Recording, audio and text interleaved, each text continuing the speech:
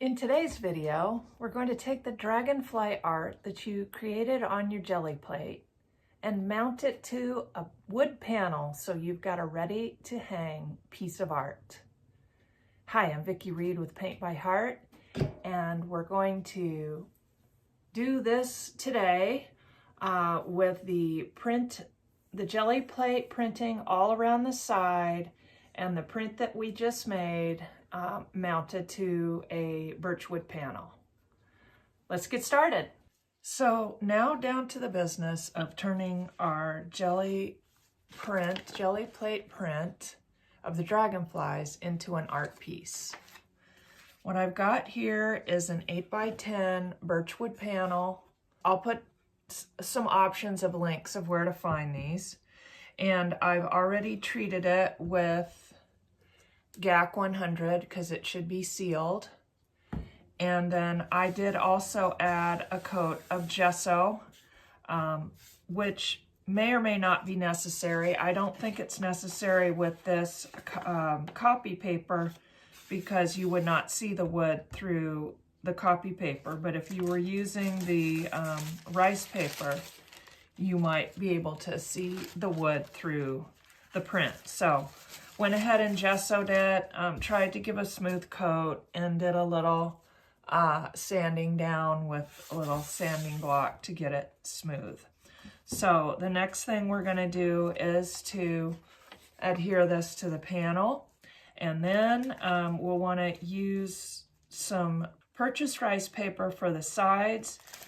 This would have been perfect, but I don't have enough, so I am going to take it as an excuse to do some more Gelli plate printing for the pattern around the sides.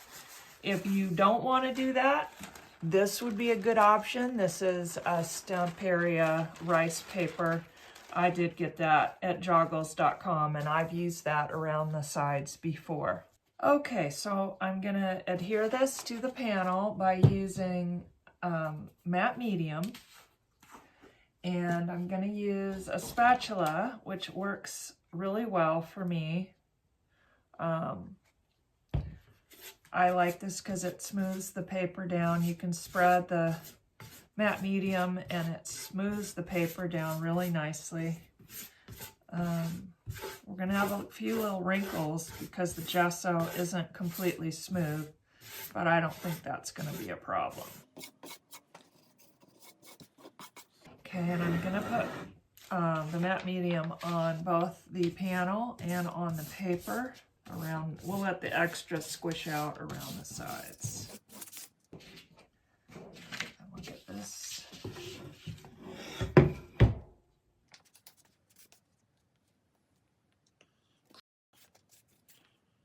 Getting it placed on here the way I want it. Then I'm going to just use this to smooth it, really smooth it down, get any air out. I need a little bit more here. This dries completely clear, so you don't have to worry about it being on top of your image. Making sure to smooth out the bubbles. A little more on here. I'm going to smooth it really down nicely. You can feel where the matte medium is not present under there.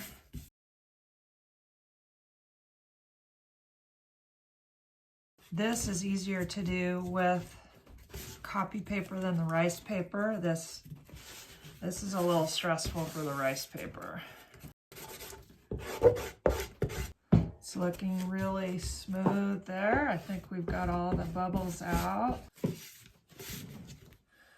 Okay. All right, that's looking pretty good there. Don't really want this sneaking around the sides because I'm going to cut this off and put a different paper. So we'll let this dry a minute and then we'll trim off the edges with a razor. Okay, so this has been drying for about 15 minutes, and maybe you could let it dry longer, but I'm too impatient and I want to move forward.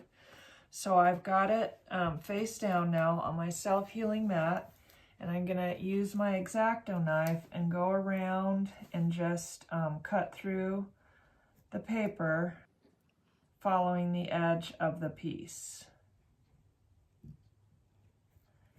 And I probably should have waited because the paper's still a little bit wet, which is causing it to slightly tear instead of cut nicely. So best to not follow my example. All right, let's see what we got.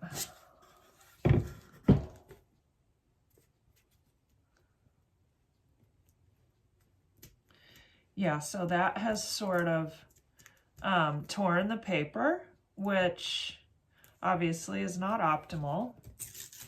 So we will stop here and let it dry some more. I'll show you what it's done here. See how it's sort of torn that.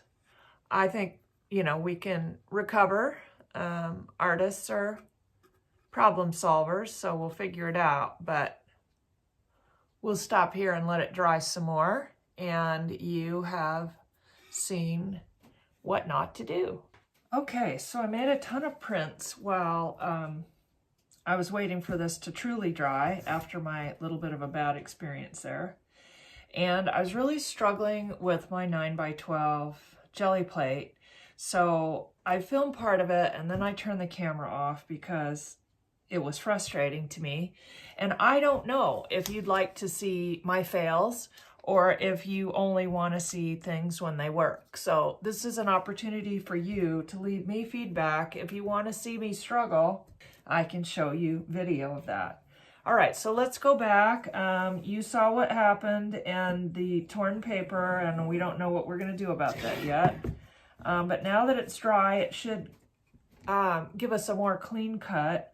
I'm just taking the X-Acto knife and running it through the paper at the edge of the panel and hoping for a cleaner cut this time. I just did not let the paper dry, and that makes all the difference in the world. That is a clean cut. That's what needs to happen. So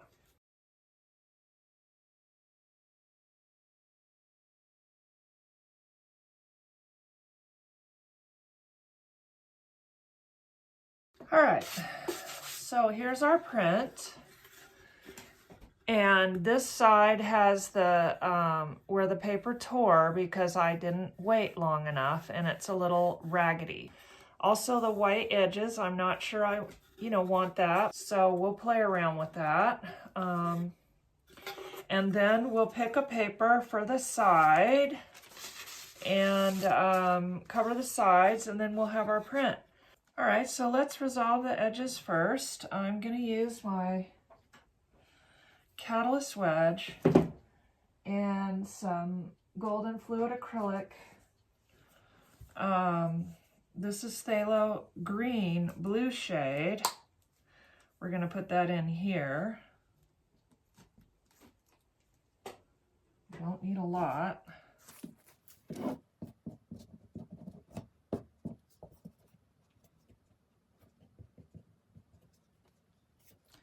And if you get a little too much on, you can grab a baby wipe and remove that quite efficiently. It's a little more than I wanted. That's just tinting it in there.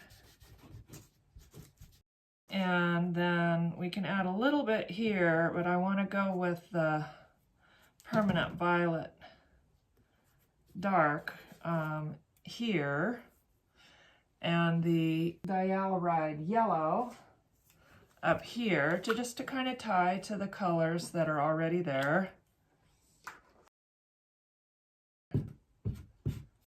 That's looking good. Let's put a little bit there. I like that. We're gonna need to do something about that part too. Put some there. Oh, that's just looking great.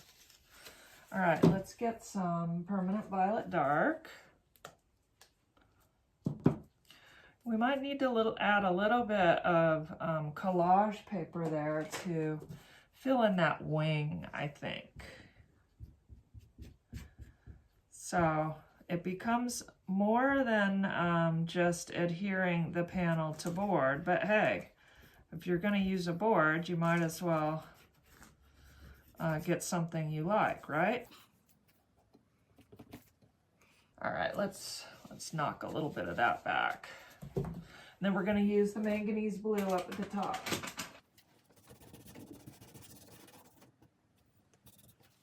All right, that's looking better. Little manganese blue hue.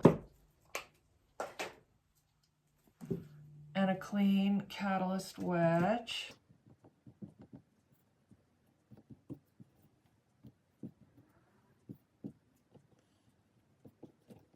That's so pretty.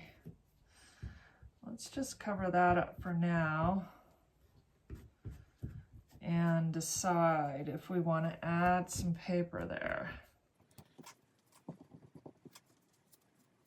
All right, so now we've resolved the white edges around the print and it's looking good. I think I want to do something here to make that wing a little bit more prominent. So let's pick out some paper and we'll pick out the paper for the sides and we'll go ahead and finish this up.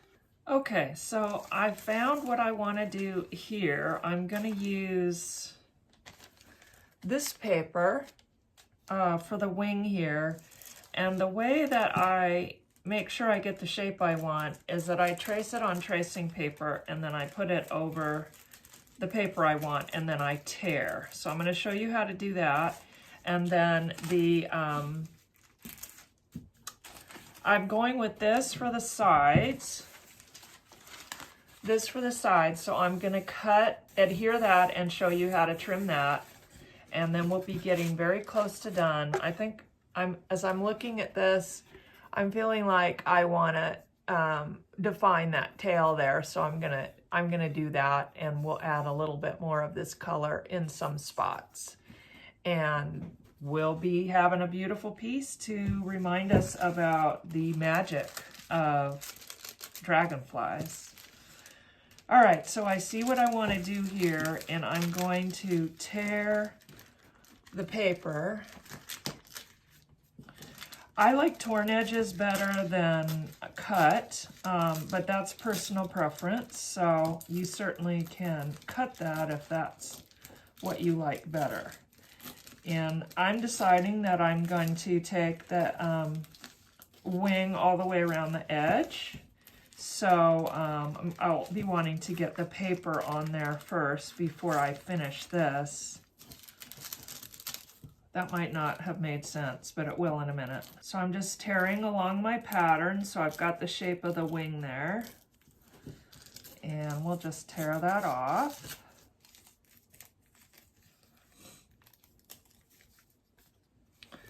And then we've got this here to fill the wing in. I think I'm gonna tear this back a little bit.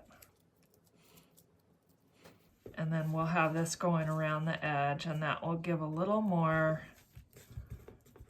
solid strength to that. And trying to decide if I need to add more, but I think that might be enough. So that's good. And then we'll get the paper on the sides. Okay, so I'm going to put the matte medium on the sides here. And this time, I'm going to let it dry completely. I think I'm going to go have lunch and come back, because we saw what happened when I didn't let it dry and the paper just sort of shredded. So I've learned my lesson, and we'll just get this started. All right, we'll lay this down right here.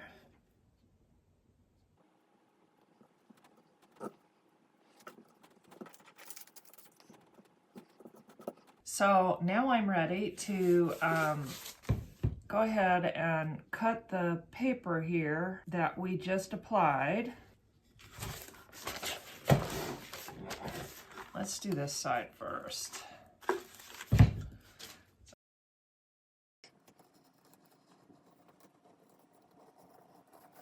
Okay, got that side.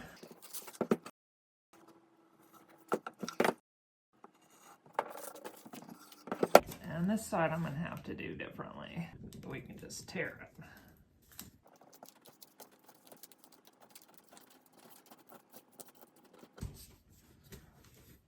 Oops.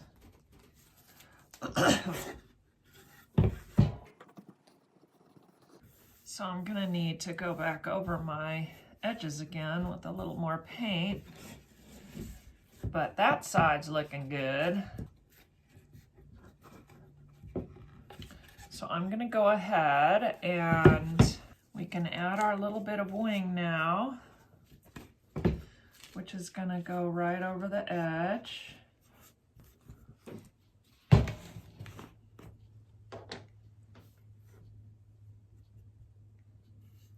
It's a little more than I need it.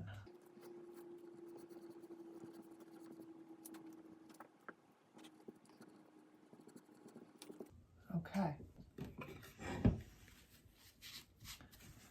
So there's that side.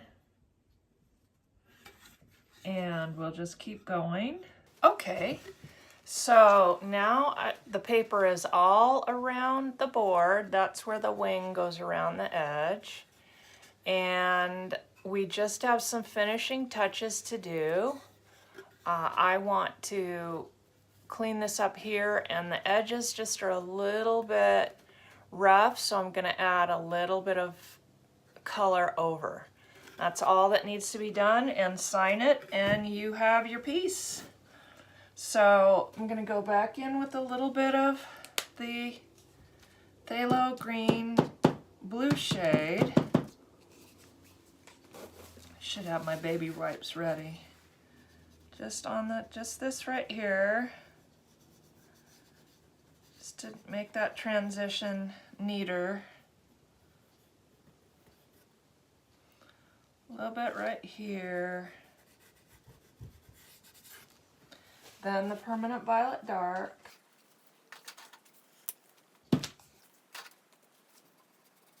Just so there's no white edges.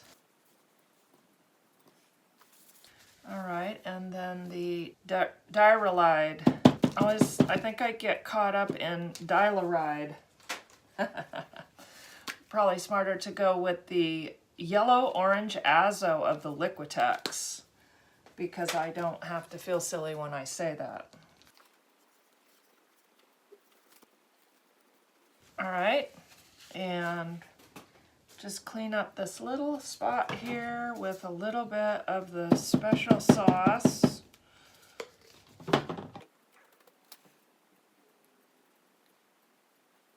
So that tail has a conclusion there. And I'll sign it, and we're done. I like signing with a rigger, or rather a liner brush, very thin. Just gonna use the permanent violet dark, add my signature, and we're done. This is Vicki Reed with Paint by Heart. Thanks for watching. Here's the art piece, and I'll see you next time. Bye.